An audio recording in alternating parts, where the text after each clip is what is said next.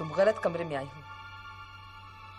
यहां तुम्हारा कोई नहीं है, किसी और कमरे में जाके ढूंढो। मैं आपका ही हालचाल पूछने आई थी।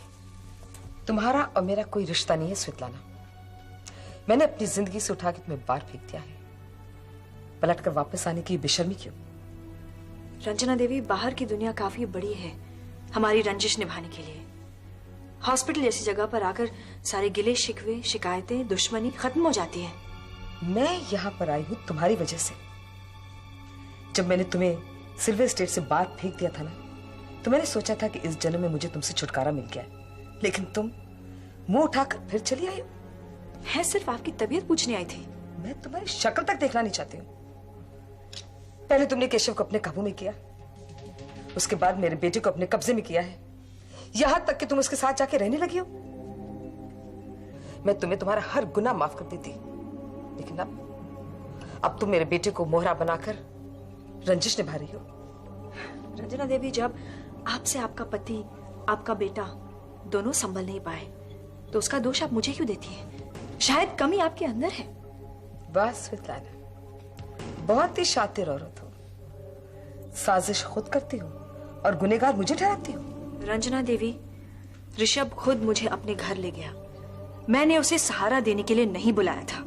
हाँ, बिल्कुल उस तरह जिस तरह के केशव तुम्हें सिल्वर स्टेट्स में मलका बना के ले गया था, और तुम घर में बैठी हुई थी।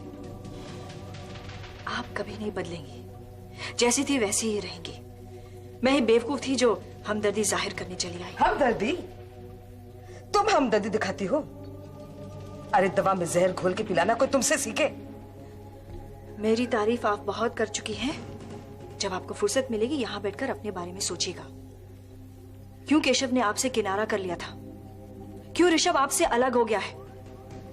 क्योंकि आपको अपनाना किसी के बस की बात नहीं है। और तुम कौन हो? तुम हो कौन?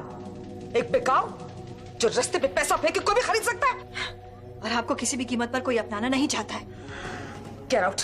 Get out from here! I said get out!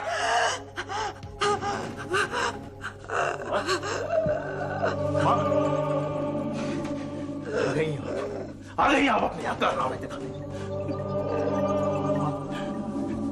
Doctor! Rishabh भैया, हम आपसे माफी चाहता हूँ। हम बहुत बड़ा गुनाह कर गए। जब भी तू ऐसी बातें करता है ना, मुझे कांटे लगने लगते हैं। पहले ये तो बता कि तूने कौन सा पाप किया है, उसके बाद माफी मांग लेना।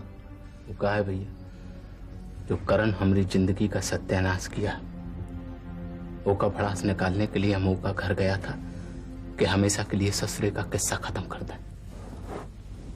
गुस्सा इतना हमारे मन में था कि हम सबरा राशन पानी लेकर ऊके ऊपर चढ़ पड़ा। अब हमको ओके घर का हालात पता नहीं था कि इतने में माता जी बीच में आ गया और वो गुस्सा में हम दो चार बातें उनसे भी कह गए। तो तू इसी बात की माफी मांगना चाह रहा था? भैया, हम अंदर ही अंदर बहुत घुलता जा रहा हूं। हम जानता हूं कि आप अपनी माता जी